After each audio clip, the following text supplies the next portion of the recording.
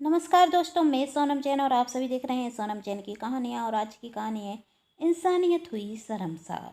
यदि आप सभी को मेरे द्वारा लिखी गई ये कहानी पसंद आए तो चैनल को सब्सक्राइब कर लीजिएगा और पास में जो बेल आइकन का बटन है उसे प्रेस करना बिल्कुल ना भूलें, क्योंकि इससे सही मिलेंगे आप सभी को मेरी आने वाली हर कहानी की नोटिफिकेशन। कहानी पसंद आने पर वीडियो को भी लाइक कर दीजिएगा, क्योंकि आप करते हैं जब वीडियो को लाइक तो मुझे मिलती है कहानियाँ लिखने के लिए प्रेरणा। और कहानी को अपनों के साथ शेयर करना बिल्कुल ना भूलें। तो चलिए कहानी शुरू करते हैं। जल्दी करो पल्लवी, मुझे ऑफिस के लिए देर हो रही है। फिर मुझे तुम्हें तुम्हारी माँ के घर छोड़ते हुए ऑफिस भी जाना है, पल्लवी ने कहा। बस 5 मिनट। तब रोहित कहता, कब से 5 मिनट कर रही हो, जल्दी करो, घड़ी की तरफ देखो। पल्लवी अपना बैग लेती और कहती, जल्दी चलो, अब मैं तैयार हूँ। तुम भी गजब करती हो। कहते हुए पल्लवी का पति रोहित बाहर जाता। दोनों कार में बैठते और रोहित पल्लवी को उसकी माँ के घर छोड़ने के लिए जाता। रोहित ने थोड़ी आगे गाड़ी चलाई कि तभी फते पुराने और गंदे कपड़े पहने हुए एक औरत उसकी गाड़ी के आगे आकर गिर जाती है। रोहित घबरा जाता और ब्रेक लगाता और देखता, यह तो बेहोश है। पल्लवी ने अपनी गाड़ी में से पानी की बोतल निकाली और उस औरत का सिर अपनी गोद में रखते हुए उसके ऊपर पानी के 2-4 छींटे डाले, लेकिन वह औरत अभी भी होश में नहीं थी।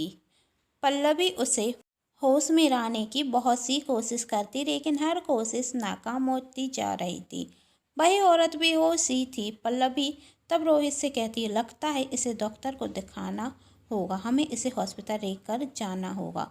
रोहित ने कहा, इस तरह किसी अनजान औरत को अपनी गाड़ी में हॉस्पिटल लेकर जाना सही नहीं होगा। तब पल्लवी कहती, रोहित यह हमारी वजह से बेहोश हुई है, हमें इसे हॉस्पिटल लेकर जाना चाहिए। तब रोहित कहता है, इसमें हमारी क्या गलती, यह औरत खुद हमारी गाड़ी के आगे आई। वो तो अच्छा हुआ कि मैंने सही वक्त पर ब्रेक लगा दिया, वरना ना जाने क्या होता, खुद तो मरती ही और ऊपर से मुझे भी मरवा देती। तब पल्लवी कहती, तुम ऐसी बातें कैसे कर सकते हो रोहित, इंसानियत नाम की भी कोई चीज़ होती है। हमारे सामने एक औरत बेहोशी की हालत में है और तुम कह रहे हो छोड़कर चले जाओ। जरा इसे गौर से तो देखो रोहित, इसके कपड़े देखो कितने गंदे और फटे पुराने हैं, और इसे देखकर तो ऐसा लगता है कि इसने 2-4 दिन से कुछ खाया भी नहीं होगा। ना जाने इसके साथ क्या हुआ होगा। जो भी हुआ हो सो हुआ हो, रोहित ने कहा, लेकिन मैं फालतू के तंतु रफड़ों में पढ़ने वाला नहीं। और तुम पेपर नहीं पढ़ती? आजकल ऐसे बहुत से लोग होते हैं जो ऐसे नाटक कर कर हमें थक देते हैं। तब पल्लवी कहती, अब तो हद ही हो गई रोहित, तुम ही बताओ, तुम्हें यहाँ कोई और दिख रहा है? इतने स्वार्थी भी मत हो रोहित। और कहती, तुम तो अक्सर दूसरों की मदद करने पर विश्वास रखते हो, तो इस औरत की भी मदद करना हमारा धर्म है। तब रोहित ने कहा, दूसरों की मदद जरूर करनी चाहिए, लेकिन उन दूसरों से परिचित तो हों, हम तो इसे जानते भी नहीं। मैं तो कहता हूँ चलो यहाँ से। तब पल्लवी कहती, तुम्हें जाना है तो जाओ, मैं किसी टैक्सी को कर कर इसकी मदद जरूर करूँगी। रोहित ने कहा, ठीक है चलो, इसे उठाकर अपनी गाड़ी के पीछे वाली सीट पर बिठा देते हैं। यह हुई ना बात, पल्लवी ने खुश होते हुए कहा। पल्लवी रोहित गाड़ी की पीछे वाली सीट पर उस औरत को बिठा देते और पीछे उसके साथ पल्लवी भी बैठती। रोहित और पल्लवी एक सुनसान रास्ते पर पहुंचते हैं।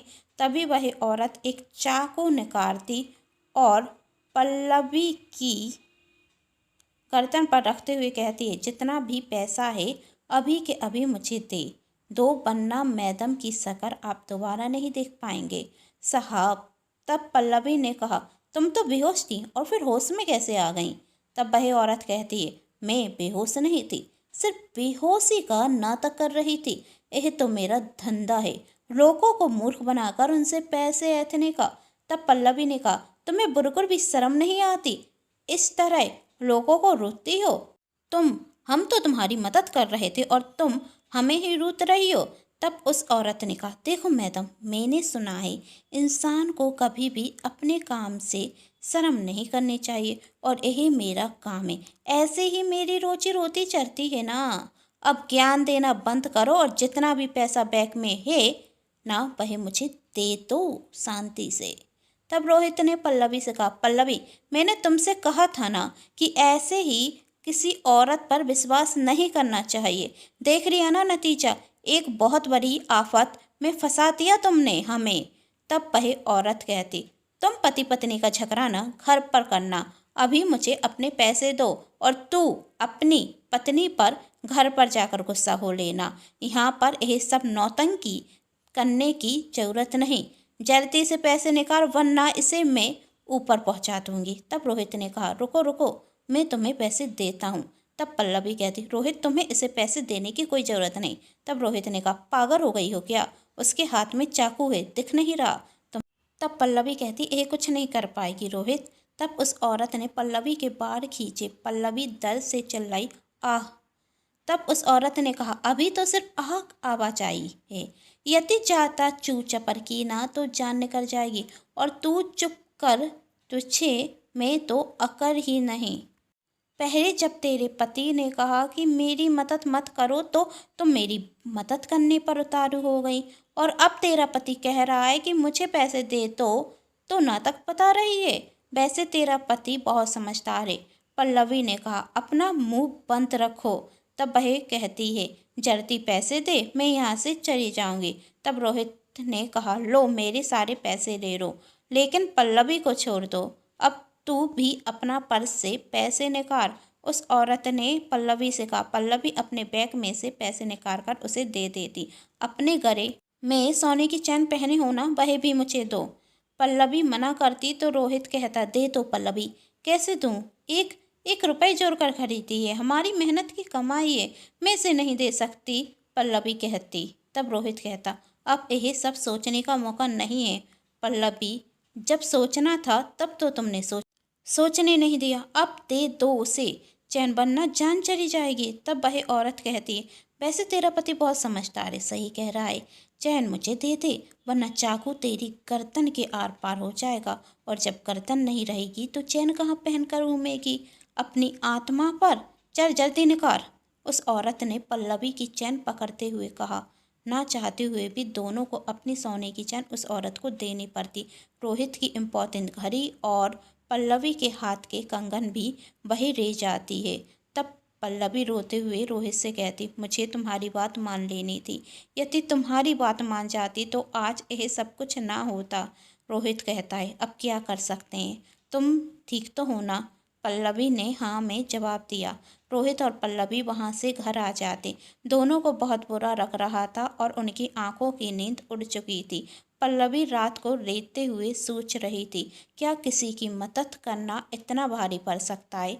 इंसान में अब शर्म नाम की चीज ही नहीं, शायद इन्हीं जैसे रोगों की वजह से कोई किसी की मदद करना नहीं चाहता, और इसलिए रोहित भी मना कर रहे थे। लेकिन मैंने रोहित की बात ना मानकर बहुत बड़ी गलती कर दी।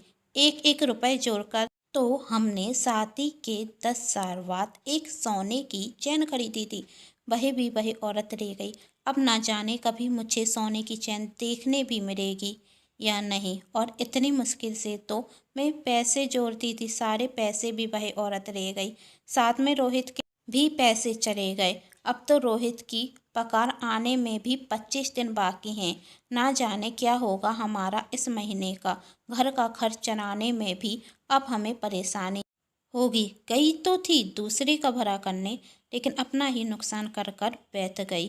पल्लवी खुद को दोष दे रही थी और मन ही मन सोच रही थी, क्या सच में इसमें मेरी गलती है क्या। दूसरों की मदद करना, दूसरों के बारे में सोचने का नतीजा यही होता है, शायद इसे ही कलयुग कहते हैं।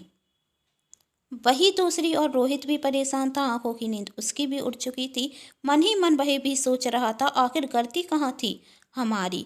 फिर सोचता, चलो अच्छा है भगवान की कृपा से मैं और पल्लवी ठीक तो है। उस औरत ने पल्लवी को कोई चोट नहीं पहुंचाई, और शुक्र है मैंने दोस्त की जो कार पल्लवी को उसके मायके पहुंचाने के लिए दी थी उसे भी कुछ नहीं हुआ, वरना दोस्त की कार को कुछ होता तो भरपाई तो मुझे ही करनी पड़ती।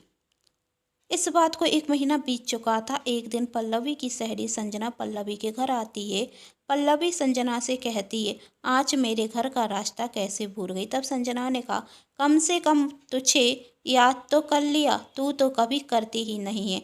यही सब बातें छोड़ो, मुझे तो बहुत तेज भूख लग रही है, कुछ अच्छा बनाकर लेकर आना, तू तो हमेशा भूखकर ही रहेगी। संजना कहते हुए रसोई घर में चली जाती। पल्लवी चाय और गरम गरम पकौड़े बनाने रखती। तभी संजना पेपर उठाकर पढ़ती तो पेपर पर एक ही पेज पर एक साथ 2 न्यूज़ छपी हुई थी। एक तरफ लिखा हुआ था, एक बंदर पानी में डूबा तो दूसरे बंदर ने उसकी जान बचाई, और दूसरी न्यूज़ में लिखा हुआ था, इंसानियत हुई शर्मनाक, एक व्यक्ति रोड पर बेहोश पड़ा रहा लेकिन किसी ने भी उसकी मदद नहीं की। दोनों खबर पढ़कर संजना कुछ सोचने लगती। तभी पल्लवी चाय और पकौड़े लेकर आती और संजना से कहती, गरम गरम चाय और पकौड़े तैयार हैं, चल जल्दी से खा ले, तुझे बहुत तेज भूख लगी है। पल्लवी कहे जा रही थी लेकिन संजना उसकी बात नहीं सुनती। तब पल्लवी संजना को हिराते हुए कहती, अरे मैडम कहाँ खो गई?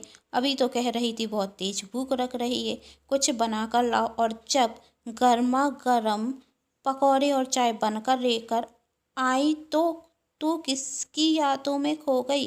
कहीं जीजा जी की तो याद नहीं आ रही है?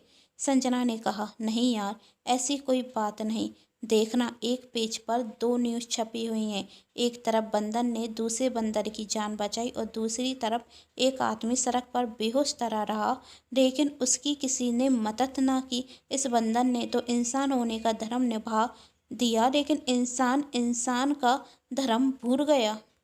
एक आदमी तड़पता रहा लेकिन किसी ने उसकी मदद करना तक नहीं चाहा। इंसान कितना गिर गया ना। तब पल्लवी ने कहा था, तू सही कह रही है, क्योंकि बंदर जानता था वही जिसकी जान बचा रहा है वही कोई इंसान नहीं। इसकी जान बचाने से उसे कोई खाता नहीं होगा। तू क्या कहना चाहती है? संजना ने कहा, मैं कुछ समझी नहीं। तब पल्लवी कहती, तुझे याद है ना, 1 महीने पहले मेरे और रोहित के साथ क्या हादसा हुआ था?